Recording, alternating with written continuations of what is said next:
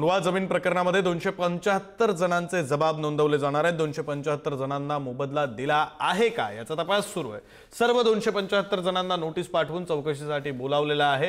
ही जमीन कुलमुखत्यार पत्र करून शीतल तेजवानी यांना संबंधित व्यक्तींनी दिले असल्याने त्या अनुषंगाने तपास सुरू आहे।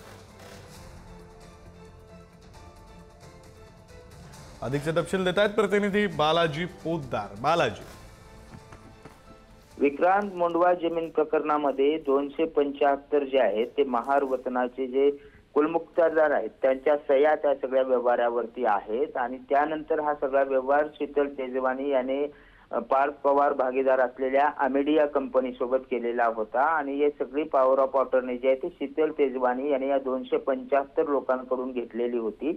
त्यामुळे या 275 लोकांनी का सह्या केल्या, 275 लोकांना काही आमिष दाखवलं का किंवा 275 लोकांमध्ये काही या कटात सहभागी होते का, या सगळ्याचा तपास जो आहे तो आता पुण्याच्या आर्थिक गुन्हे शाखेकडून सुरू करण्यात आलेला आहे।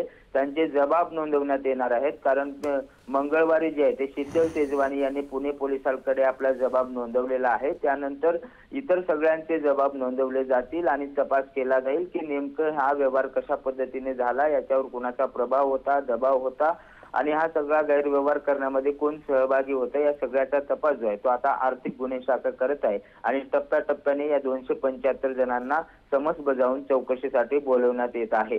विक्रांत, धन्यवाद बालाजी या सगळ्या सविस्तर माहितीसाठी।